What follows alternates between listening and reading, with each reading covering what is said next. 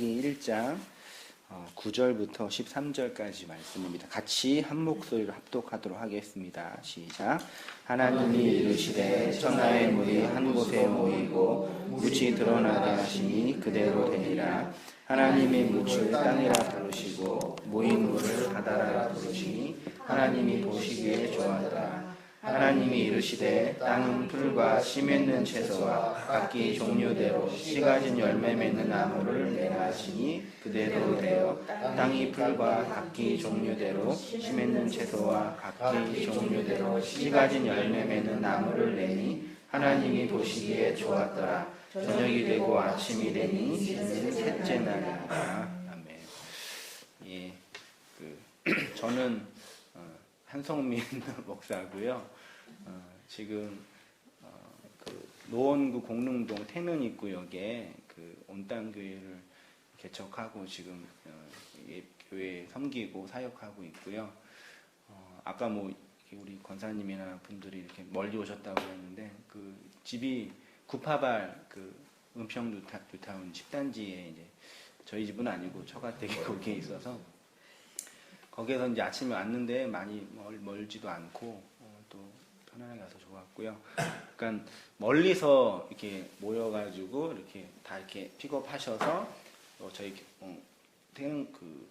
온땅교회로 오셨잖아요. 그래서 주일날 이렇게 수고스럽게 오셨는데 하나님의 인도하심이랑 또 개인적인 다 우리 집사님들, 우리 권사님도 사연이 있으시고 또 그런 어간에 각자 다 뭐라 그럴까요?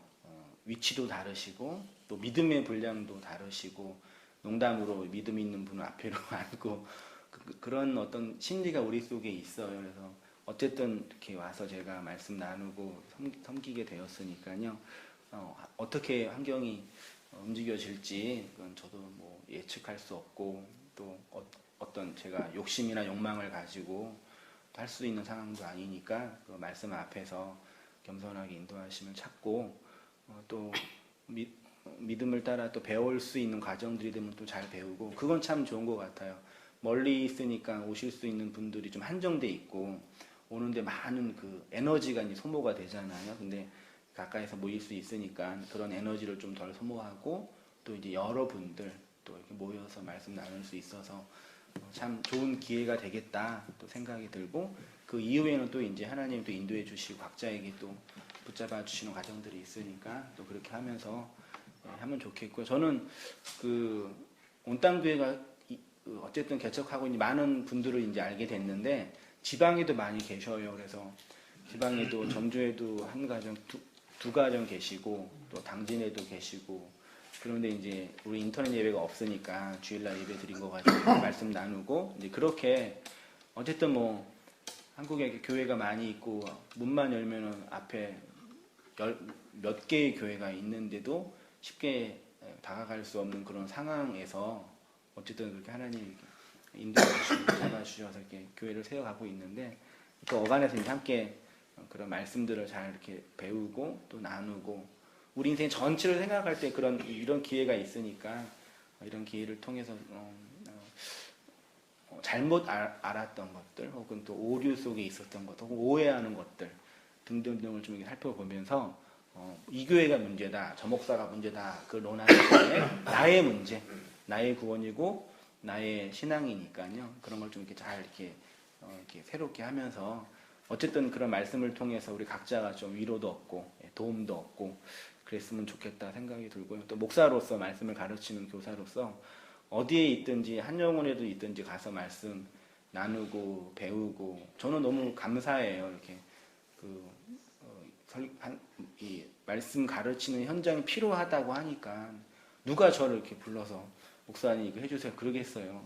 감사하고 참 보람되고 또 하나님께 그런 인도하심을 또 기대해 보면서 하고 있으니까요. 또 이렇게 우리 각자가 또 그렇게 말씀 속에서 하나님을 또 깊이 알아가고 그러면 좋겠다. 그런 마음이 이렇게 아침에 오면서 또 이렇게 집사님이랑 또 권사님 뵙고 또 생각하면서 왔으니까요. 우리 성도님들도 그렇게 한번 하면 좋겠고요. 지금 주일 설교 이 원고는요. 온땅교회 주일 예배 때 드려지는 원고예요. 말씀인데 제가 강해 설교를 계속 쭉 하고 있고요. 강해 설교가 좀 장점은 뭐냐면 성경 전체를 차근차근 이제 공부하는 거기 때문에 되게 뭐라 그럴까요? 순서가 있잖아요. 근데 문제는 이제 강의 설교에 익숙하지 않은 성도님들이 이제 딱 그 설교만 들으면은 어떤 느낌이냐면 연속극을 보시다가 앞에 거 안 보면은 갑자기 보면은 무슨 얘기 하는지 모르시잖아요. 그래서 이제 연속극을 재밌게 보려면은 계속 보셔야 되잖아요. 그런 것처럼 그런 과정들이 있으니까요. 좀 염두에 두시고 제가 좀 뭐 기회가 되거나 또 우리 성도님과 또 얘기를 하면서 우리에게 필요한 말씀이 뭔지 또 조정하면서 같이 나눌 테니까요. 한번 잘 들어보시고 어떤 의미가 되는지 한번 살펴보았으면 좋겠어요. 제가 제목을 이렇게 정했어요. 셋째 날 물을 한 곳에 모아 생명의 땅을 드러내심. 창세기 1장 1절부터 2장 3절까지 하나님이 세상을 창조하신 일곱째 날이 있잖아요. 첫째 날 하나님이 무엇을 만드셨는지 기억하세요? 빛을 하나님께서 만드시고 빛과 어둠을 이제 분리하셨죠. 뭐 창조했다고 해도 상관은 없습니다. 둘째 날에는 뭘 만드셨냐면 물을 통해서 궁창을 이제 만드셨다고 표현하고 있고, 오늘은 이제 셋째 날 들어가는데, 셋째 날은 하나님께서 뭘 만드셨다고 보여지죠? 9절에 보면은 천하의 물이 한 곳으로 모이고 무틀을 드러나게 하시니까 물이 있는데 물을 한 곳으로 모은 다음에 물을 모은 그곳을 뭐라고 칭하셨어요? 바다라고 칭하시고, 그 다음에 물이 드러난 땅을 뭐라고 칭하셨어요? 뭇이라고 이제 칭하셨어요. 그래서 이걸 이제 바다를 만드셨다, 육지를 만드셨다라고 우리가 흔히 이해하고 있고, 그 다음에 이제 11절에 보면은 좀 재미있는 게, 땅은 풀과 씨 맺는 채소와 각기 종류대로 씨 가진 열매 맺는 나무, 지금 세 개를 만드셨어요. 풀을 땅이 만들었고, 그 다음에 씨 맺는 채소, 이게 뭐 같아요? 씨 맺는 채소, 배추 씨 있나요? 과일인가요? 그렇게 추측할 수 있죠. 그 다음에 씨 가진 열매 맺는 나무, 이것도 뭐 같아요? 네. 이런 식의 이제 문장이 있으니 이걸 단순히 우리가 과육을 만드셨다, 채소를 만드셨다라고 이해하고 있는데, 이 안에 이제 되게 중요한 우리 구원에 관련된, 우리와 관련된 중요한 의미가 있습니다. 그 다음에 이제 12절에 보시면 땅이 풀과 각기 종류대로 씨 맺는 채소와 각기 종류대로 씨 가진 열매 맺는 나무를 내니 하나님 보시기에 좋았더라. 그리고 이제 몇째 날이요? 셋째 날. 지난주 설교 한번 정리해 볼게요. 첫째 날이라는 히브리어 단어가 에하드라고 되어 있어요.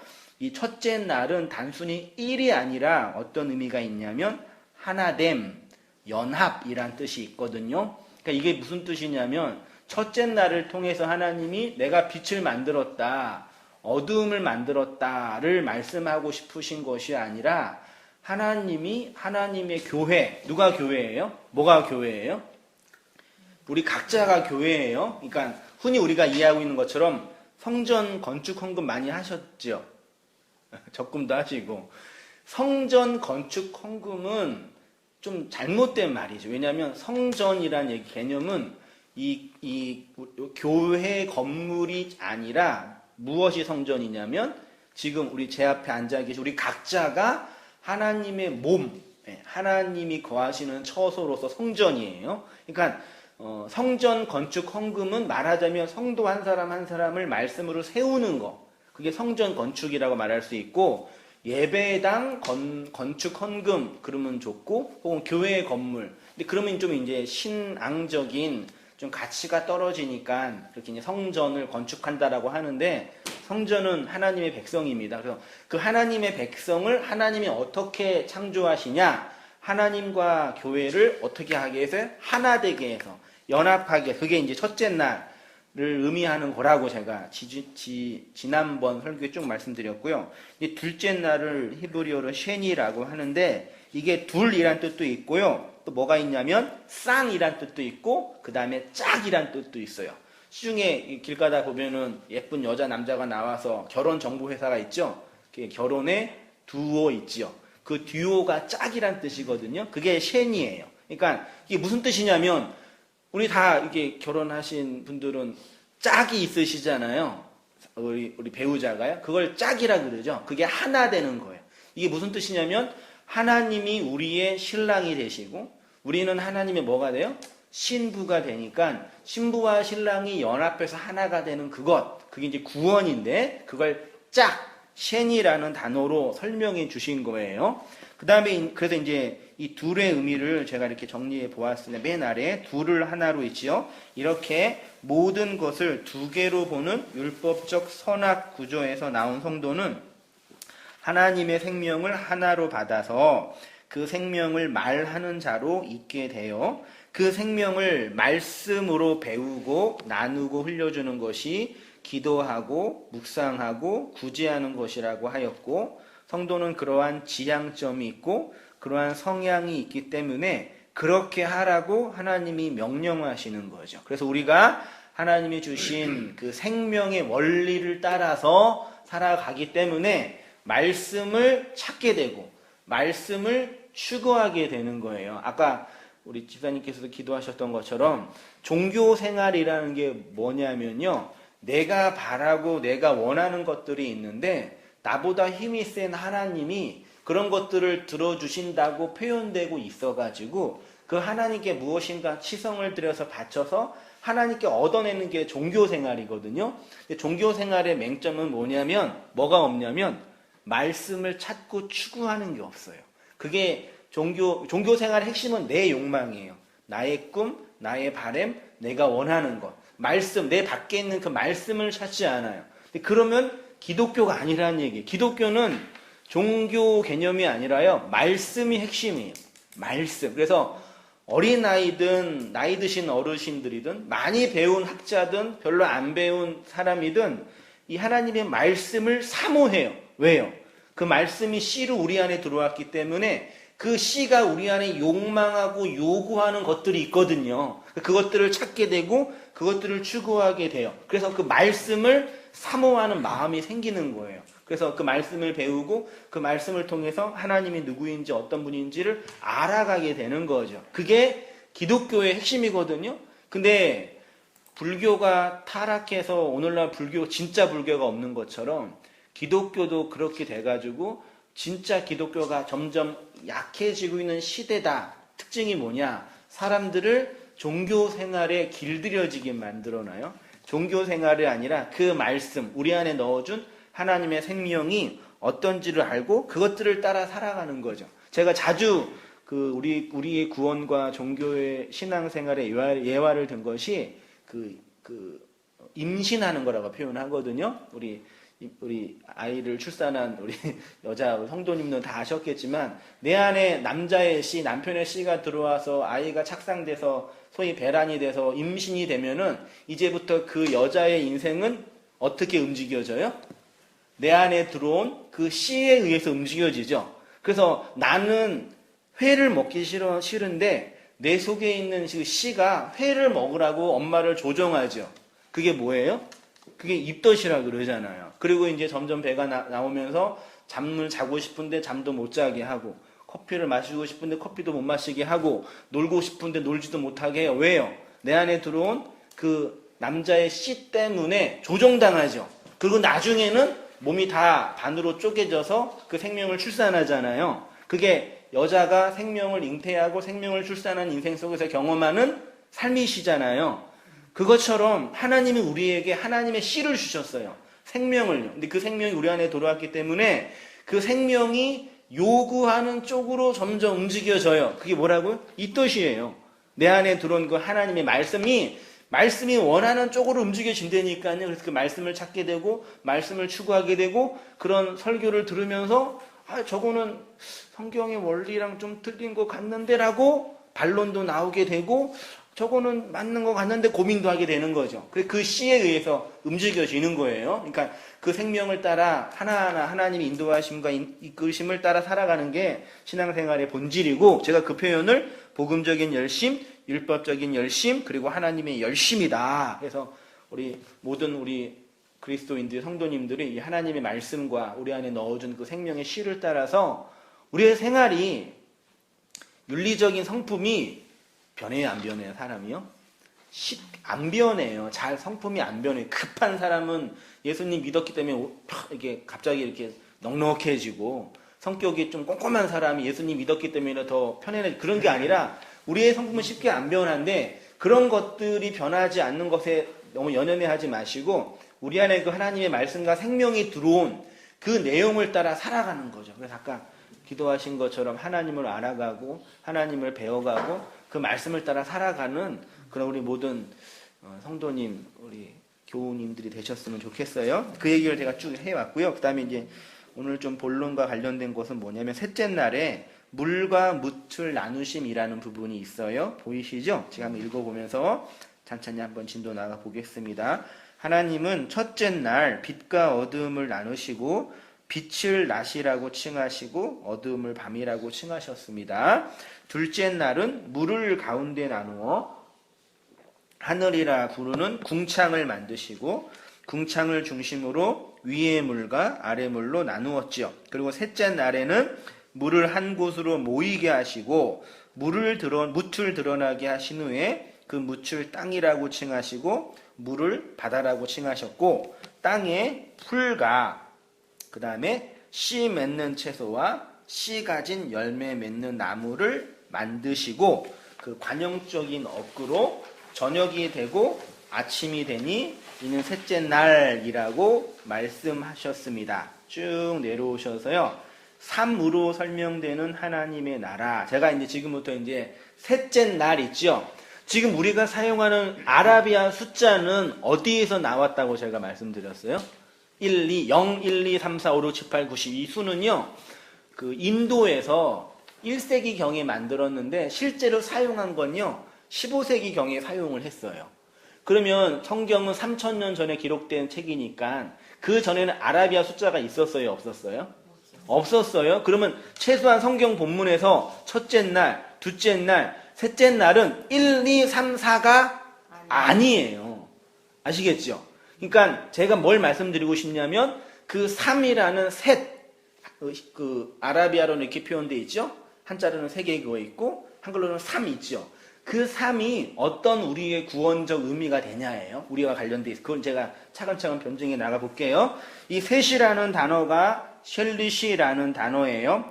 히브리어 헬라어를 제가 공부하면서 쓰는데요. 이거를 좀 마음에 안 들거나 어려우면 제가 어떻게 하라 그랬어요?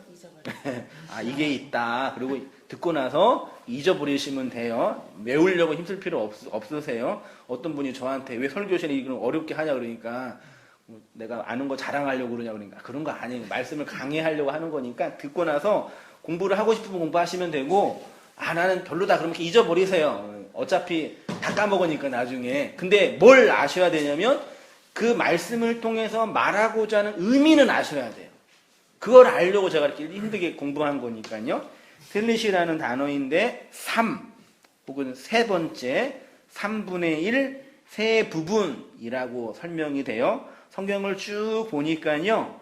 이 3이라는 단어가 언제 사용이 됐냐면 어떠한 중요한 일을 하기 직전의 준비 기간을 3일로 정했어요. 재밌어요. 에스라 8장 15절 보이시죠? 내가 무리를 아하와로 흐르는 강가에 모으고 거기서 며칠 동안요? 3일 동안 장막 집에 유하며 백성과 제사장들을 살핀즉 그 중에 레위 자손이 하나도 없는지라. 그 에스라는 어떤 사람이냐면요. 바벨론에 포로된 상태에서 이제 이스라엘이 귀환해서 이스라엘 땅에서 성전 제사를 다시 회복하려고 그러는데 성전 제사를 회복하려면 누가 필요해요? 성전 제사는 누가만 집례할 수 있어요? 레위인만 집례할 수 있어요. 근데 성전 제사를 다시 하려고 가는데 지금 백성 중에 누가 없어요? 레위인이 없는 게 큰일 나는 거예요. 그거를 며칠 동안 살폈다고요? 3일 동안 백성들을 살펴보니까 레위인이 없네라고 알게 된 거예요. 그 다음 쭉 내려오시면 에스라 8장 32절도 보시면 이에 예루살렘에 이르러 거기서 며칠이요? 3일을 유하고 3일을 유해서 자신들의 그런 상황을 살핀 거예요. 3일 동안. 그 다음에 맨 위에 니에미야 2장 11절로 가면요. 내가 예루살렘에 이르러 거기에 며칠에 3일에 들어가서 예루살렘에 들어가서 이제 무슨 일을 할까 고민하는 동안 3일이 걸렸어요. 보세요. 은혜로 완성되기까지의 시간이 3이다.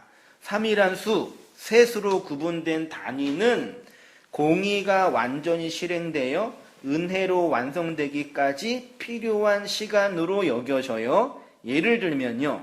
요셉은 그의 형제를 며칠 동안 가두었냐면 3일 동안 가두었어요. 그리고 이스라엘 백성이 기근을 몇 년 동안 경험했냐면 3년 동안 경험했어요. 그리고 엘리야가 몇 년의 가뭄을 예고했냐면 3년의 가뭄을 예고했어요. 이러한 예를 통해서 한 가지 분명히 알 수 있는 건 뭐냐면, 제가 두껍게 하고 줄까지 그었죠. 한번 잘 보세요. 하나님의 공의로우신 심판을 충분히 받은 뒤에 은혜로운 회복을 경험하게 된다는 얘기예요. 그 사무엘하 2장 21장 1절에 다윗 시대에 3년 동안 기근, 비가 안 오는 기근이 있었거든요. 근데 이스라엘 백성이 3년 동안 비가 안 오니까 이게 왜 안 오는지를 모르는 거예요. 근데 3년이 지나고 나서 하나님이 얘기해 주시는 거예요. 사울이 흘린 피 때문에 땅이 저주를 받아서 3년 동안 비가 안 왔다라고 말씀하시는 거죠. 그러니까 3이라는 수는 뭐냐면 우리의 인생에 하나님이 말씀과 은혜로 우리에게 다가오기 전의 과정이에요. 준비예요. 말하자면 우리 각자가 하나님의 말씀의 은혜를 받고 하나님이 누구인지 알아가는 그런 소위 말해 은혜의 경험이 있잖아요. 우리 다 성도님 다 어쨌든 각자가 받은 은혜의 경험이 있으시잖아요. 그 은혜를 받기 전에요. 우리의 마음이 가난해진다든지 우리 환경에 어려움이 생긴다든지 어떤 일이 생겨요. 그래서 하나님의 말씀을 받을 준비가 돼요. 제가 말씀을 전하는 목사로서 느끼는 게 뭐냐면요. 말씀은 누가 받아요? 부자가 말씀을 잘 배워요? 가난한 사람이 말씀을 잘 배워요? 이게 문제라니까요. 성공한 사람이 말씀을 마음으로 잘 받아들여요? 실패한 사람이 말씀을 잘 받아들여요? 아니에요. 그거랑 상관이 없다니까요. 그러니까 성공해도요, 마음이 부요해도, 성공해도 잘 될 때도 말씀을 받을 수 있는 사람이 있어요. 만약에 실패하고 좌절하고 눈물 흘리고 어려운 가운데 있는 사람들이 더 말씀을 많이 받을 수 있다고 하면요, 지금 자살 직전에 마포대교에서 지금 자살하려고 하는 사람에게 복음을 전할 때, 그게 그 진리였냐고 감사하다고 그러거든요. 근데 대부분 안 그래요. 의외로 사람들의 마음이 강팍한 거 보면요, 그런 상관이 없는 거예요. 그러니까 제가 물론 우리 인생 속에서 몸이 아플 때나 환경의 어려움 때문에 어떤 생각을 해요? 내가 왜 이런 어려움을 당할까? 내가 왜 이런 아픔 그런 생각은 해요. 그런 생각 때문에 말씀을 들을 수 있는 기회는 돼요. 근데 마음이 가난하거나 혹은 환경이 어려움을 당한다고 그렇게 했기 때문에 말씀을 듣는다. 그런 거는 없어요. 근데 이제 뭐가 중요하냐면 어쨌든 우리가 하나님의 말씀을 진리로 받을 수 있는 어느 순간이 될 때 3이라는 우리의 인생의 과정과 준비가 있다 얘기예요. 그게 3이에요. 3으로 설명했는데 근데 중요한 게 요나서 1장 17절 보세요. 여호와께서 이미 큰 물고기를 예비하사 요나를 삼키게 하셨으므로 요나가 밤낮 며칠이요? 3일 어디에요? 물고기 뱃속. 이건 당연히 뭘 예표해요? 예수님께서 우리의 죄를 위해서 십자가에 죽으시고 며칠 동안 지하 무덤에 갇히셨어요? 3일 동안 갇히셨죠. 그거를 구약이 예표하는 거예요. 마가복음 9장 31절 이는 제자들을 가르치시며 또 인자가 사람들의 손에 넘겨서 죽임을 당하고 죽은 지 며칠 만에요? 3일 만에 살아나니라 그랬죠. 요한복음 2장 20절로 가면 유대인들이 이르러 이 성전이에요. 헤롯 성전이에요. 46년 동안 지었건을 내가 며칠 동안? 3일 동안에 일으키겠느냐. 예수님께서 성전을 헐락을 했어요. 그 다음 어떻게 하시냐. 내가 이 성전을 3일 동안 3이라는 수로 3으로 다시 회복할 거야 라고 말씀하신 거예요. 호세아 6장 2절에 보면 여호와께서 이틀 후에 우리를 살리시니 며칠 만에 3일에 우리를 일으키리니. 그러니까 제가 성경에 이런 성경이 꽤 많이 있는 몇 개만 제가 추스린 거예요. 이런 성경 본문을 통해서 셋째 날 3이라는 수는 뭐와 관련되어 있는 것 같아요? 우리를 하나님께서 구원하시고 하나님의 백성으로 만드는 어떤 구원의 시간과 깊이 관련이 있는 거죠. 그거를 여러분이 보셔야 돼요. 육체로 오신 예수의 몸이 무덤, 물고기 속이죠. 이게 다 그런 건 아니지만 구약 성경을 읽다가 무덤 많이 나오죠. 무덤이나 물고기는 물고기를 부정한 짐승이라고 성경이 말하거든요. 이게 율법을 상징한다고 여겨져요. 그 무덤 속에 머무른 기간이 며칠이라고요? 3일이에요. 이 3일 기간 동안 인간의 죄는 하나님께 심판을 받고 그 후에 하나님의 은혜가 승리한 거죠. 그래서 3은 하나님의 공의로우신 심판과 은혜의 회복을 설명하는 거죠. 그거를 나를 대신해서 심판을 받으신 분이 누구라고요? 예수님이 무덤에서, 옛성전에서, 율법에서 3이라는 수로 심판을 받았기 때문에 우리가 이 하나님의 구원이 무엇인지를 알고 배워갈 수가 있는 거예요. 제가 좀 숫자 얘기를 했어요. 이게 이것만이 절대 진리다. 그런 거는 아닌데요. 그냥 성경을 연구하다 보니까 이런 의미가 있어요. 한번 보세요. 재미있어요. 3과 4가 만나면 뭐가 돼요? 7이 돼요. 하나님의 나라는 이 역사 속에서 3이라는 숫자 안에 담겨져 있는 것 같습니다. 그래서 3을 하나님의 수라고 해요. 그래서 삼위일체, 셋 그렇게 설명하죠. 이 3은 우리가 이 인생과 역사 속에서 인간이 감지하는 하나님을 3이라는 수로 설명할 수 있어요. 하나님 우리가 어떻게 알아요? 3일 동안 십자가에서 죽으신 예수님을 통해서 하나님을 아는 거잖아요. 그래서 우리가 하나님을 알 때 하나님이 3이라는 수로 우리에게 다가오시는 것처럼 느껴지는 거예요. 그래서 이 역사 안에서 설명된 삶이 하나님의 말씀, 은혜의 복음인 4는 뭘 상징하냐면 우리의 역사, 우리의 인생을 상징해요. 그래서 하나님이 우리에게 3이라는 하나님을 가르쳐 주기 위해서 뭘 주셨어요? 복음을 주셨죠. 그러니까 하나님의 말씀을 4개의 복음으로 주셨죠. 이건 쉽죠? 마태복음, 마가복음, 누가복음, 요한복음이죠. 구약 성경을 읽다 보면요, 4개의 복음서가 똑같이 나타나요. 누구를 통해서? 아브라함, 이삭, 야곱, 마지막 한 명. 요셉을 통해서 4명의 족장을 통해서 우리에게 말씀하시는 건데 그것이 4개의 복음을 통해서 말씀해 주셔요. 그리고 성경 전체 10계명을 4개의 복음으로 말씀하신 게 살인하지 말라, 간음하지 말라, 거짓 증거하지 말라, 그리고 마지막 원수를 사랑하라. 그러니까 아브라함, 이삭, 야곱, 요셉이 아브라함은 살인하지 말라의 계명을 가르치고 있다고 여겨지고 이삭은 간음하지 말라. 그 다음에 야곱은 거짓 증거. 야곱의 이름이 뭐예요?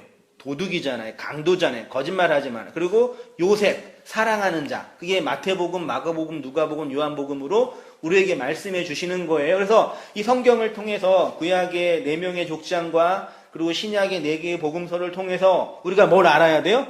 요한복음의 주제인 사랑을 알아야 되죠. 그리고 사랑이 맨 마지막에 뭘로 연결돼요? 요한 계시록을 통해서 성경의 맨 마지막이 하나님의 사랑으로 우리에게 설명되는 거예요. 그러니까 성경을 읽고 있는 독자인 우리가, 성경을 배우고 있는 성도인 여러분들이 이 하나님의 말씀과 우리의 인생을 통해서 아까 찬양으로 고백하신 것처럼 하나님의 그 사랑이 이렇게 나타났구나를 알아야 돼요. 그러면 하나님과 관계가 회복되는 것이고 그게 구원이라는 얘기예요. 그 얘기를 이제 숫자로 설명할 수가 있고요. 그래서 하나님의 나라를 하나님이 삶으로 설명해 주셨어요.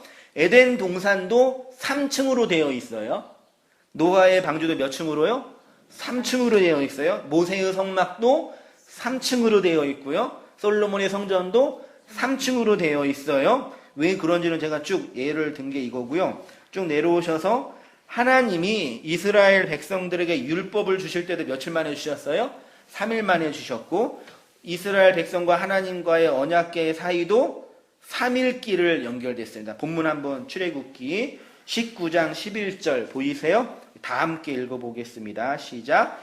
예비하여 제3일을 기다리게 하라. 이는 제3일에 나 여호와가 온 백성의 목전에 시내산에 강림할 것이며, 하나님이 십계명을 주시기 직전에 3일 동안 기다리신 겁니다. 민수기 10장 33절 읽겠습니다. 시작.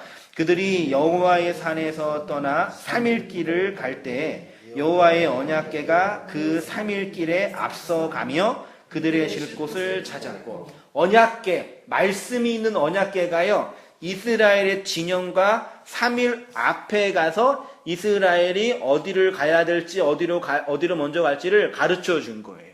삶으로요. 창세기 15장 9절에도 하나님께서 그 아브라함에게 그 희생 제물을 가지고 올 때 몇 년 된? 3년 된. 이게 3살짜리 암소, 3살짜리 암연소가 아니라요. 물론 3살짜리일 수도 있는데 의미는 뭐냐면 세 번째로 드려지는 제물이에요. 그럼 보세요. 세 번째로 드려지는 제물을 통해서 하나님이 아브라함에게 요구한 거죠. 다시 말해서 아브라함이 하나님께 나아가려면 몇 번째로 드려지는 제물이 필요해요? 세 번째로 드려지는 제물이 있어야지만 죄인인 아브라함이 하나님께 나아갈 수 있잖아요. 그럼 벌써 느낌이 오시죠? 세 번째로 드려지는 제물이 누구예요? 무엇이에요? 예수님이죠. 예수님이 우리의 죄를 위해서 세 번째로 드려지는 제물로 우리에게 오신 거예요. 그래서 그 예수의 희생 때문에 우리가 하나님께 나아갈 수 있는 구원받은 백성이 된 거예요. 제가 그 얘기가 삶으로 설명되는 하나님의 은혜 설명했지요. 하나님을 위한 제물은 세 번째로 드려지는 제물, 그게 창세기 세 번째 날의 의미예요. 그래서 예수님이 3일 만에 부활을 하시고 당신의 백성은 세 번째로 드려지는 제물을 통해서 회복하실 것을 미리 약속하신 것입니다. 우리가 어떻게 구원을 받습니까? 세 번째로 드려지는 제물을 통해서 세 번째 층, 세 번째 하늘, 하나님의 언약이 있는 지성소의 은혜로 들어가는 거죠. 그래서 성막과 성전을 3층이 뭐라고 제가 표현했냐면 제일 첫 번째 층은 뭐예요? 성막에 들어가면 성막을 딱 들어가면 앞에 보이는 게 뭐예요? 큰 물두멍이 있어요. 물이요. 물두멍과 그다음 그 앞에 번제단이 있어요. 물두멍은 우리의 죄를 물로 속하는 걸 상징하고 번제단은 어린 양의 희생을 상징하지요. 거기를 통과하면 어디로 들어가요? 지성소가 아니라 성소로 들어가요. 성소에 딱 들어가면 왼쪽에 촛불이 있고 오른쪽에 떡이 있고 가운데 뭐가 있어요? 향단. 거기에서 이제 향이 피어 올라오죠. 그리고 성소에 들어가기 전에 이제 지성소는 뭘로 가려져 있어요? 휘장, 열폭이에요, 열폭. 다 열폭이에요. 우리도 어르신들이 돌아가시면 옛날에 보면은 그 병풍 뒤로 넘기잖아요. 그게 열폭이에요, 보니까. 열폭 휘장을 지나면 뭐가 있어요? 언약궤가 있거든요. 그 안에서 하나님의 은혜가 부어져서 하나님과 인간이 만나는 거거든요. 그게 구원이에요. 그럼 우리가 희생제사만 열심히 드리면 돼요, 안 돼요? 동물의 피를 바치면서 이게 얼마짜리인지 알아? 양 한 마리 얼마쯤 되나요? 한 100만 원 되나요? 100만 원짜리야. 그리고 지금 바치고 있는데 옆에 있는 사람이 나는 500만 원짜리 바쳤어. 그리고 희생제사 열심히 드린다고 하고 있어요. 그 희생제를 열심히 드린다 뭐 해야 돼요? 지성소로 성소로 들어가서 이 촛불의 의미가 뭔지, 떡상의 의미가 뭔지, 이 향단의 의미가 뭔지를 알아야지 하나님의 언약, 은혜가 있는 그 시온자에서 우리가 구원받는 거예요. 거기에 못 들어가면 어떻게 해요? 밖에서 죽는 거예요. 그래서 이스라엘 백성에게 하나님이 제사를 드리고 있는 이스라엘 백성에게 예레미야나 이사야를 보내면서 희생제사 열심히 드리고 있는 이스라엘 백성에게 야, 너의 희생제사 그만 바쳐. 나 그거 싫어. 내가 동물의 피 바치라 그랬니? 나 그거 받고 내가 좋아할 거 아니? 계속 욕하는 거예요. 그러니까 희생제사 드리고 있는 이스라엘 백성이 황당한 거죠. 아니 왜 그래 쟤? 희생제사를 잘 드려서 뭐 하라는 얘기예요? 이 동물의 피를 통해서 내가 진짜 하나님의 은혜를 받을 수 있는 하나님의 백성입니다를 알라고 희생제사를 바치라고 했는데 그걸 바치면서 자기네끼리 놀고 먹는 거예요. 피 바치면서. 오늘날 우리의 종교생활과 교회생활과 다를 게 뭐가 있어요? 열심히 교회 생활하고 봉사 생활, 그거 자체가 나쁜 게 아닌데 그 의미를 통해서 예수가 왜 죽어야 되는지, 그분의 죽음의 의미가 무엇인지, 내가 그분의 은혜 때문에 어떻게 살았는지, 천국이 무엇인지를 알아? 그 은혜 안에서 살아가라고 이 말씀과 은혜를 주셨는데, 다 그 성막 밖에서 희생제사 드리면서 거기에서 북치고 장구치고 노래하면서 놀고 있는 거예요.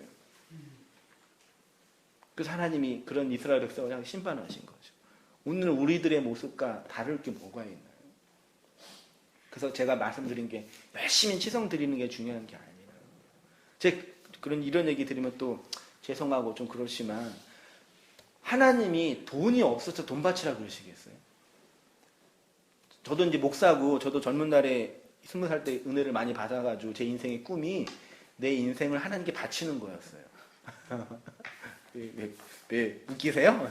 이 젊은 내 인생을, 나를 구원하니 그 주님의 그 큰 사랑에 내가 어떻게 바칠까? 어디 아프리카로 갈까? 아니면 그래서 이게 주예종 한다고 다 그래 서원하잖아요. 좋아요. 근데 한데, 오늘 갑자기 군대 가서 기도를 하는데, 파주였죠, 그 군대가. 기도를 하는데, 그 생각이 드는 거예요.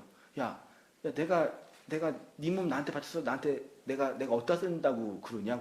그런 마음이 드는 거예요. 기도하면서. 하나님 중에 그러니까 내가 내 몸을 열심히 바쳐가지고 하나님께 드리면은 그게 좋아요. 근데 하나님이 내 몸 갖다 어디다 쓰실까? 이 육체, 이거 돈으로 한 사람 얼마예요? 콩팥 하나에 1,000만 원 되나요? 환산하면은 얼마? 한 10억 원 안 될 거 아니에요. 이 육체의 살덩어리 하나님 어디다 쓰신다는 얘기예요. 그 돈도 마찬가지예요. 그러니까 이런 잘못된 치성을 드리는 신앙이 우리가 얼마나 왜곡된 종교 생활을 갖추겠는지를 알게 해요. 그렇게 해야지 내가 설명되거든요. 하나님께 내 몸을 드렸다? 그게 아니라 그 진리를 알고 하나님의 언약의 은혜를 알아서 은혜가 내 안에 있지요. 씨가 내 안에 있지요. 생명이 내 안에 있지요. 그 생명을 나누고 흘려지는 존재로 사는 거예요. 그게 하나님을 섬기는 거예요. 그걸 잘하게 해달라고 기도하는 거고, 그 말씀이 내 안에 넘치도록 묵상하는 거고, 생각하는 거고. 그러니까 겉으로 볼 때는 치성을 드리는 신앙과 말씀을 따라 사는 신앙이 큰 차이 없어 보이고요. 오히려 치성을 드리는 신앙이 더 열정적으로 보일 수 있어요. 근데 본질은 그게 아니라는 얘기예요. 그래서 어쨌든 함께 말씀을 나누고 이런 복음을 들으시니까 이런 복음에 대해서 깊이 생각하시면서 고민해 보셨으면 좋겠고, 금요일 날도 제가 성경을 공부하고 있는데 우리 성도님 두 분이 이제 한 분을 초청하셨어요. 이게 전도하신 거죠. 근데 이런 말씀을 들으면서 이제 놀라시는 거죠. 어떻게 목사님은 다른 교회와 다른 교회 목사님들과 반대로 얘기하시냐고.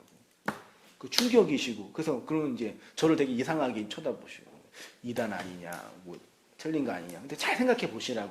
제 말이 틀렸냐고. 근데 그건 또 아닌 것 같대요. 그런 스트러글, 그런 싸움이 우리 안에 있어야 돼. 그런 고민이요. 그래서 이게 맞나? 저분이 말하는 게 저것도 이상한 거 아니야? 그런 고민하셔야죠. 왜 저렇게 얘기할까? 그러면 하나 고민하는 거죠. 그럼 다른 교회는 뭐냐? 그런 고민하셔서 내가 하나님의 말씀과 은혜로 살아나야죠. 가장 중요한 거예요. 그렇게 하셨으면 좋겠고요. 그게 바로 이제 하나님의 은혜가 주어지는 원리라고 하고, 그래서 오늘 본문에 보면은요, 그렇게 물이라는 죄가 거두어져서 뭐가 드러나요? 묻이 드러나죠. 이 묻이라는 단어가 어디에 사용됐냐면 출애굽기 14장 16절 보세요. 지팡이를 들고 손을 바다 위로 내밀어 그것으로 갈라지게 하라. 이스라엘 자손이 바다 가운데 육지로 행하니, 뭔지 아시죠? 출애굽 사건이죠. 홍해가 다 바다 물이었는데 하나님께서 물을 가르니까 뭐가 드러났어요? 묻이 드러났죠. 이스라엘 백성이 묻으로 걸어갔죠. 그 묻이요, 창세기에 있는 그 묻이예요. 또 한 가지 말씀이 4페이지로 가셔서 여호수아 4장 22절을 보시면, 너희는 자손에게 알게 하여 이르기를 이스라엘이 무슨 땅을요? 마른 땅을 밟고 요단강을 건넸다 그랬죠. 이 마른 땅이 묻이에요. 그러니까 하나님의 은혜가 어떻게 드러나냐면 죄악의 물을 거두어서 마른 땅을 거닐게 하는 게 구원이죠. 그래서 우리 인생 속에 하나님이 죄로 설명되는 죄악들을 하나하나 거두어내는 거예요. 그래서 우리를 구원하시는 거죠. 그 좋은 예가 노아의 방주 때 있어요. 온 세상이 하나님의 물로 가득할 때 누구만 구원받았어요? 방주 안에 들어간 몇 명? 8명만 구원받았죠? 그러면 이렇게 생각하시면 안 돼요. 나는 방주 안에 있으니까 구원받았고 얘네들은 방주 안에 없으니까 심판받았다가 아니라요. 방주 밖에서 죽은 사람들이 누구예요? 하나님 모르는 세상 사람들인데 그 원래 누구예요? 오늘 우리 문맥으로 하면 나예요. 내가 방주 밖에서 물에 빠져 죽고 익사하여서 방주 안에서 구원받은 거예요. 이스라엘 백성이 홍해를 건너갈 때 뒤에 군대가 따라왔죠. 군대가 따라오니까 하나님이 다 물을 덮으셔서 다 죽였죠. 홍해에서 빠져 죽은 군대는 누구예요? 애굽인데 그게 원래 누구예요? 나예요. 우리가 어디 살았어요? 애굽에 살았잖아요. 그래서 보세요. 이렇게 평면이 있는데 이렇게 애굽에서 올라왔다 물에 들어갔다 나오잖아요. 그럼 여기서 볼 때 물에 들어가서 죽고 여기서 나오는 거예요. 그러니까 우리가 본문을 볼 때 이 애굽 군대가 나쁜 놈들이야. 그게 아니라 그게 나라니까요. 애굽에서 왕 되고 싶고 외굽에서 승리하고 싶은 그 내 욕망이 그 애굽 군대로 설명된 거예요. 그게 하나님의 은혜의 물, 심판의 물에 의해서 익사당하여 죽어야지 나와서 사는 거예요. 그게 지금 우리 신약교에서 이걸 예표해서 하고 있는 게 뭐예요?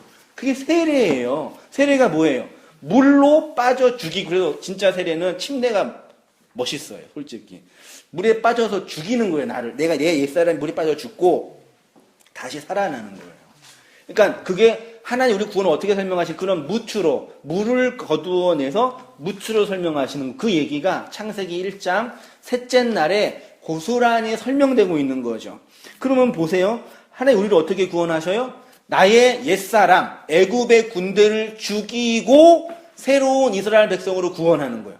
그러면 하나님의 백성은 반드시 역사 속에서 뭘 경험해요? 구원받기 위해서는. 네. 애굽 사람의 죽음을 경험한다니까요. 그러니까 예수님 믿고 승승장구 내 소원과 내 꿈과 나이가 바라는 것이 다 이루어지는 것도 없어요. 그리고 솔직히 우리 지금 저까지 포함해서 몇 분 계세요? 8분 계시잖아요. 우리 각자는 다 간절한 기도의 제목이 있으시죠? 있으시죠? 간절한 거 하나 있으시죠? 뭔지는 잘 모르겠지만 그 각자의 간절한 기도 제목이 있는데 그걸 다 하나님이 들어주시면 어떻게 돼요? 이 세상은 균형이 안 맞아. 망해요. 이 세상에 있는 모든 기독교인들이 각자 간절한 기도 제목이 있다고 쳐요. 쉬운 예를 들면은 지금 수능철이니까 지금도 교회에서 이제 수능 기도하죠. 절에서도 하고.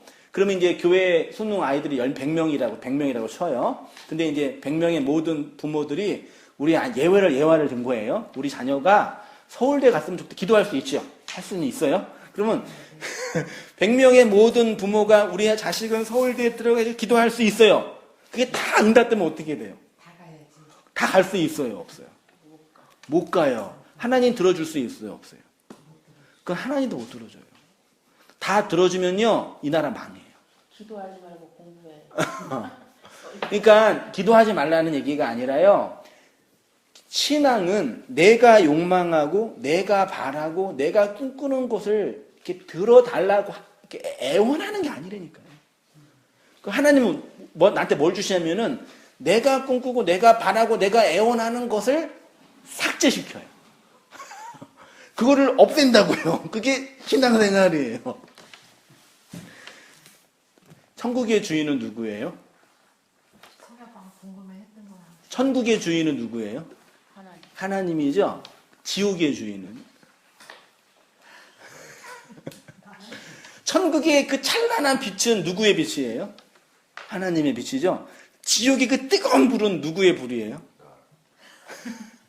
천국의 주인도 하나님이고 지옥의 주인도 하나님이에요. 그렇죠? 지옥의 뜨거운 불은 성령의 불이에요.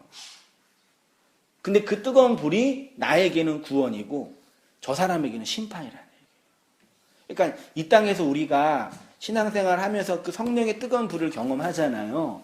그게 하나님의 심판을 미리 경험하는 거라니까요. 그래서 애통도 하고 눈물도 흘리고 회개도 하고 돌이켜 하나님 잘못됐어요. 빌기도 하고 그렇게 되는 거예요. 그 심판 내가 미리 받으니까 역사 속에서. 그 독감 주사 맞으셨어요? 네. 네? 네, 그걸 경험하는 거죠. 그 독감 주사, 독감 주사가 뭐예요? 예방 주사가. 독감균을 미리 집어넣는 거예요, 몸에다. 왜요? 독감균을 미리 맞아야지 독감균에 몸이 적응해가지고 진짜 독감이 올 때 하는 거지요. 독감 바이러스를 맞아야지 독감이 안 걸리잖아요. 그러면 지옥이 안 가려면 뭘 맞아요, 역사 속에서? 지옥이 안 가시려면, 안 가려면 여기서 뭘 경험해야 돼요? 지옥 바이러스를 경험해야죠. 지옥을 미리 여기서 경험하는 거예요. 여기 이 땅에서. 근데 그게 말씀으로 성령의 불로 내가 경험하는 거죠. 근데 그게 성도는 그게 뭔지 알아요. 나를 인도하시고 붙잡으시고 말씀해 주신다는 거 안 되니까요. 그래서 그 말씀 속에 있는 건데 불신자는 몰라요. 그래 모르니까 성공해서 좋아서 히익거리고 실패하면 절망하고 원망하고 누구 미워하고 그쪽으로만 가는 거고 불신자는요. 그 제가 그 경험에 표현한 거죠. 나쁜 것이 좋은 것으로 되어야 된다는데 그러면 그런 질문이 나옵니다.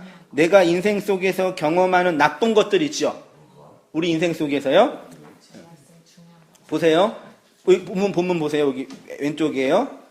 네. 안 좋은 것, 불길한 것, 슬픈 것, 고통스러운 것, 재수 없는 것, 불행한 것, 절망스러운 것, 가난한 것, 어두운 것, 상처, 실패, 미움, 다툼, 이거 다 근원이 어디에서 오는 거예요? 감사원금 많이 내보셨죠? 감사원금도 재밌더라고요. 저는 몰랐는데 미리 감사할 줄 알고 낸다 그러더라고요. 황당해가지고.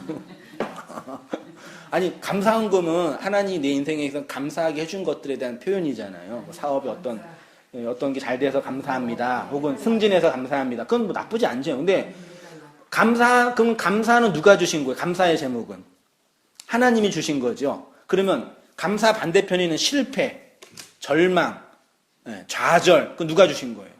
하나님이요. 그러면 실패 헌금 내본 적 있으세요? 저주의 헌금. 감사는 하나님이 준다고 믿으면서 실패는 사탄이 준다고 생각한다니까요. 그러니까 그런 선악 구조에서 하나님을 오해하고 곡해하게 되는 거니까 하나님께 잘 보려고 그렇게 애를 쓰는 거예요. 속에서 미치겠는데. 나보다 힘이 세니까 지금 이렇게 머리 숙이고 있는 거지. 내가 마귀가 주는 거라고 항상 우리 그렇게. 그러니까 그게 우리가 하나님을 오해하게 하는 거라니까. 마귀 쫓는 기도 매일 그렇게 시켰잖아. 그렇죠. 내가 막인데. 아니 하나님의 자녀가 이쁘게 보이면 실패할 수 있는 걸 안 줘야지. 이렇게 얘기해요. 항상 이거 몇십 년 전부터 이쁘게 보이니까 실패를 주시는 거예요. 그러니까 보세요. 나이 자시면 이제 이거 중요해. 나이 자시면 몸이 아파오시잖아요. 그거는 하나님의 저주예요. 인간이 선유지. 그러니까 자연 법칙이죠. 그러면 하나님 병 낫게 해주세요. 이거 고치게 해주세요. 기도하면 하나님 들어주지 안 들어주세요. 그건 자연 법칙이라니까. 인간이 살다가 병 걸리고 아파서 죽어가는 건 자연 법칙이에요. 근데 우리의 문제는 뭐냐면요. 그거를 그대로 받아내는 게 힘든 거예요. 이게 원통한 거라니까요. 이런 섭리 속에서 나만 내 이런 고통과 눈물을 흘려야 됩니까? 그러는 거예요. 그게 하나님을 모르고 원망한다는 개념이죠. 오해하고 있는 거예요. 그러니까 제가 이런 식으로 말해서 오해할 수 있는데, 그럼 하나님은 우리 인생에 고통만 주고 좌절만, 그런 개념이 아니라는 얘기예요. 그런 오해를 벗어나서 하나님을 정확하게 좀 보면서 그 하나님의 뜻이 무엇인지를 그대로 내 인생에 받아내면서 살아가는 게 신앙생활. 그게 내 힘으로 안 되잖아요. 그냥 기도도 하고 말씀을 나누고 하나님과 관계 속에서 나의 잘못된 것들을 돌이키고 그렇게 풀어내면서 살아가는 게 신앙생활이고요. 그렇게 살아가는 것을 믿음의 삶이라고 그러고요. 그렇게 믿음이 있으면 그 사람한테 가장 나타나는 게 뭐냐면 용서예요. 하나님을 용서한다고 표현 거지. 풀어주고. 하나님이 그런 사역이셨냐고. 그 다음에 내가 나를 풀어주고. 대부분 사람들 보면요. 자기가 자기 자신을 못 풀어줘요. 나를 지금까지 살아온 내가 용납이 안 되는 거예요. 후회라 그러죠. 그걸 풀어주고. 그리고 또 이웃들을 남편과 자식들을 풀어주는 거예요. 그럼 내가 뭐예요? 자유가 되는 거예요. 그래서 복음 안에서 그 자유를 누리는 거예요. 그럼 자유는 생명이잖아요. 그렇죠? 그럼 그 생명이 있으니까 생명이 없는 율법에 갇혀있는 그 사람들에게 그 자유를 건네주는 자가 되는 거죠. 그게 구제하는 거고, 그게 말씀을 나누는 일이고, 그게 전도하는 일이고, 그게 선교하는 일이고 그 일을 위해서 교회가 필요하고 섬김이 필요하고 돈도 필요하니까 모여서 함께하고 그게 원래 교회란 얘기죠. 원래는. 근데 거기에서 많이 이렇게 오해되고 오류로 곡해돼서 망가진 거예요. 그걸 이제 풀어내고 있는 거예요, 제가요.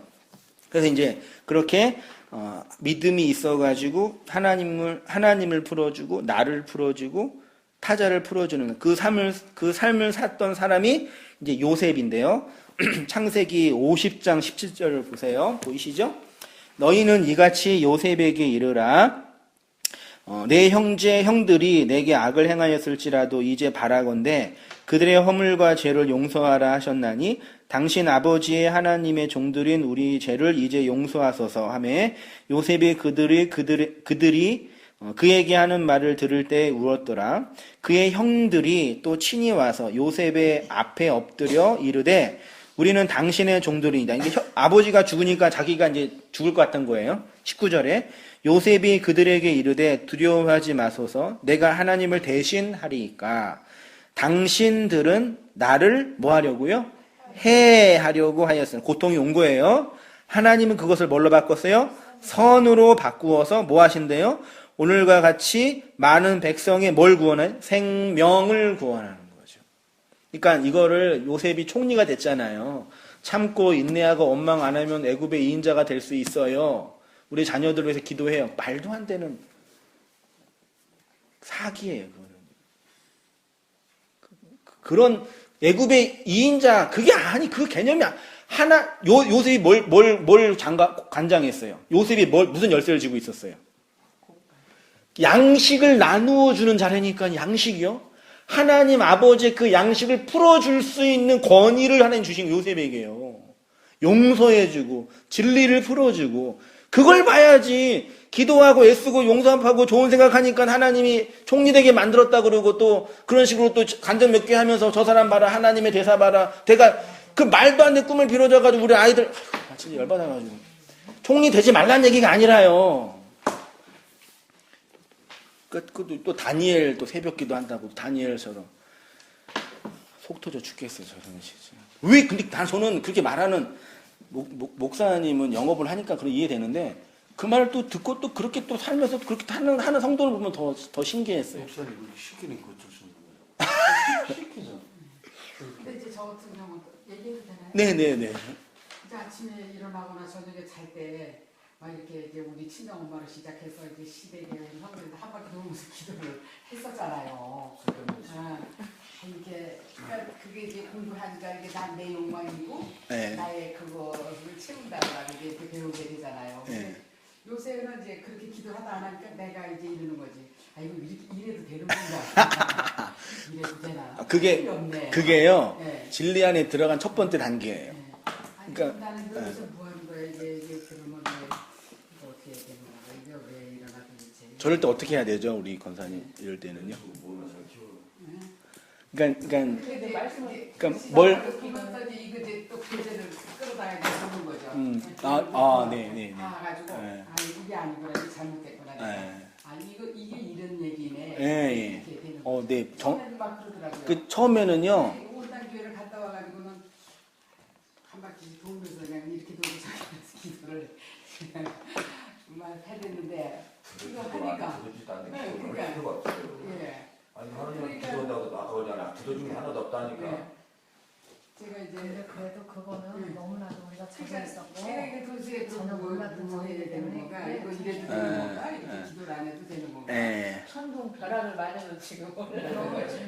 그러니까 그러잖아. 근데 그게 조금씩 이렇게 이제 예. 벗겨지고 예. 있는 그러니까 과정이 있죠. 네, 그러니까 내가 그동안 잘못했다는 게 자각에 오신 거잖아요. 그래서 이제 이런 거지. 아니야 그래도 나는 기도를 해야 돼. 네. 기도해야지. 예. 해야지 이게 도대체 뭐야?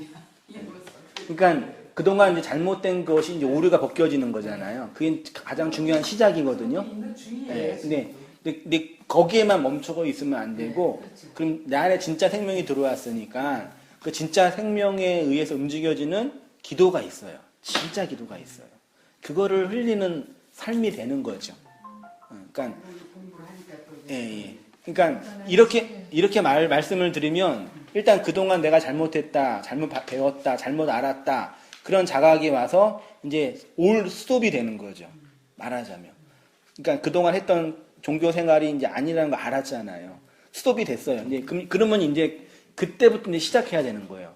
스톱을 멈추면은 차라리 아니 감만 못한 게 될 수 있거든요. 그럼 거기에서 이제 진짜를 배워서 진짜 안에서 흘러나오는 그 기도가 있거든요. 근데 겉으로 볼 때는 큰 차이가 없어요. 근데 속에서 나오는 기도와 하나님과 관계가 달라지는 거예요. 아빠도 그것 때문에 나한테 얘기를 하는 거야. 그럼 뭐냐? 이제 이렇게 저번에 내가 계속 몇 번 갔다 오고 얘기를 했어. 그래서 내가 우리는 진리의 말씀을 구하기보다는 나는 다 모든 걸 알고 있다라고 생각하고 육의 것만 구하지 않았냐. 이제 육의 것은 떠나고 진짜 진리의 말씀으로 우리가 그걸 알기를 노력하지 않지 않았느냐. 이제 이렇게 대화를 요새 이제 하고 있는지 알지 못하지만 그래서 저는 굉장히 고난당할 때 이거 마귀가 주는 거야 이렇게 생각을 한 번도 안 해봤어요. 저는 항상 어떻게 생각했냐면 아 이거 정말 하나님께서 나를 이 고통을 통해서 나를 하나님께서 알지 못하는 걸 깨닫게 하시니 너무 감사합니다. 계속 저는 그 기도를 많이 했어요. 아직 정말 절망 가운데가 있을 때 저는 원망이 되는 건 안 해봤어요. 아, 하나님이 나를 내가 잃은 것은 너무 많지만 물질로 잃은 것은 너무 많지만 가지고 살 수 없는 것을 하나님이 나를 깨닫게 하셨다. 항상 나는 우리 그 얘기를 많이 했어요. 제가. 아멘.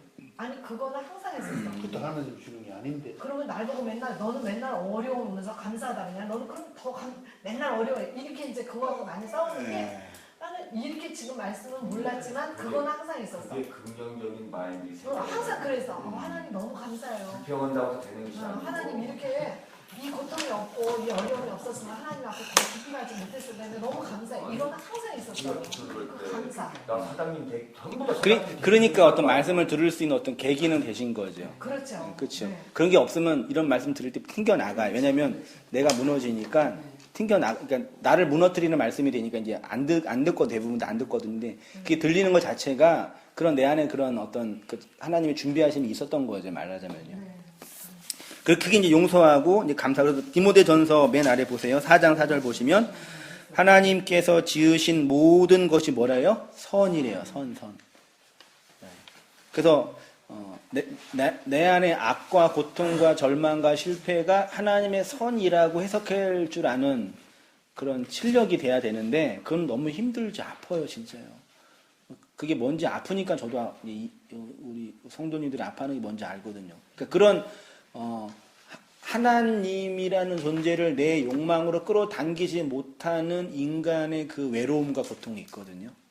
내 인생을 내가 그대로 받아내서 이거를 하나님의 말씀을 해석해내는 게 이게 진짜 정신이 이게 되게 큰 그 압박감이에요. 차라리 그 시간에 하나님 내가 이거 할 테니까 이거 인도에 막 한 줄에 기도하면 소위 말해 마음의 평안은 올 수 있는데 그거는 왜곡된 평안이거든요. 현실이 아니에요.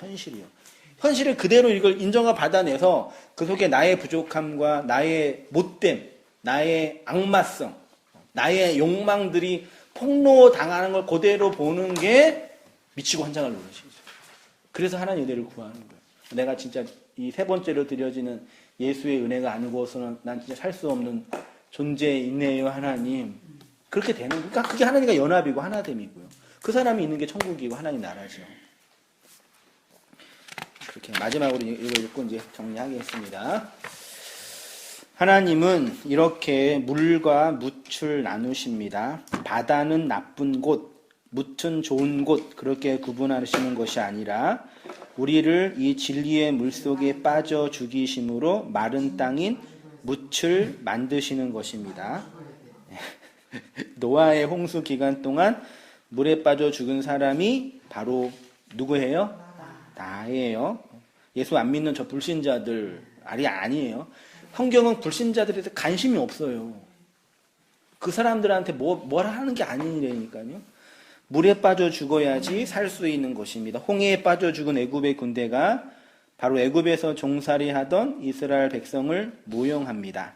그 애굽 군대가 바로 이 말씀을 듣고 있는 나입니다. 내가 애굽의 종이었고 애굽의 가치와 애굽의 사상을 내 힘으로 생각하는 애굽의 군대였다는 것을 알게 하는 것입니다. 그래서 그 군대가 죽은 것이 바로 내가 죽은 것입니다. 이렇게 물이라는 진리에 빠져 죽여야지만 묻으로 살 수 있는 것입니다. 그러면 이렇게 무추로 살아가는 자에게 무엇이 나타납니까? 하나님의 말씀을 진리의 씨로 담은 그 생명이 우리 안에 있고요. 그것은 이 성경 본문이 그 씨가 가진 생명을 씨 맺는 채소와 씨 가진 열매 맺는 나무로 표현하신 거예요. 그러면 우리 안에 뭐가 있는 거예요? 말하자면요. 하나님의 생명으로서의 그 씨가 있는 거죠. 그 씨로 그 씨가 이제 어떻게 우리의 인생을 통해서 나타나냐? 그게 이제 또 이제 나무랑 이후에 쭉 설명되는 성경을 통해서 설명되고 있는 거죠. 그건 다음번 시간에 말씀 나누도록 하겠습니다. 제가 기도하겠습니다. 하나님 아버지, 하나님께서 우리에게 창세 전부터 영원 전부터 말씀하시고 계획하시고 언약하신 이 소중한 말씀을 계시된 성경을 통해서 배우고 나누고 교제하게 하시니 감사합니다. 우리가 오해하고 곡해하였던 것들, 누군가가 잘못된 정보를 전달한 것뿐만 아니라 내 안에 있는 욕망과 욕심으로 내 욕망으로만 취했던 것을 기억합니다. 그 모든 오류와 문제와 그리고 어려움으로부터 저희를 새롭게 하여 주셔서 하나님의 그 생명과 진리의 씨를 담은 자로 온전히 살아갈 수 있도록 인도하여 주시옵소서. 아버지 하나님, 부족한 설교자가 주님의 계시된 말씀을 힘을 다하여 가르치고 나누었습니다. 사랑하는 주의 백성들의 심령과 마음 깊이 그 하늘의 생명의 씨가 심기워지고 발현되어지고 우리의 인생이 하나님의 말씀과 주권 앞에 움직여 갈 수 있도록 인도하여 주시옵소서. 아버지 하나님, 그리하여서 우리의 잘못된 옛 습관을 버리는 것뿐만 아니라 진짜 생명을 받아서 참된 기도를, 진실한 간구를, 힘있는 생명을 나타내 보이는 주의 백성으로 삼아주시고 그 가정 속에서 흘리는 눈물과 고통과 아픔들을 위로해 주셔서 우리의 아버지 되시고 우리의 남편 되시고 우리의 하나 되신 그 주님의 은혜 앞에 늘 거할 수 있도록 함께하여 주시옵소서. 예수님의 이름으로 기도합니다. 아멘. 우리 찬송가 우리 310자 아까 불렀던 거요. 하나님의 은혜로 찬양 부르고 축도하고 예배를 마치겠습니다. 맨 뒤에 있습니다.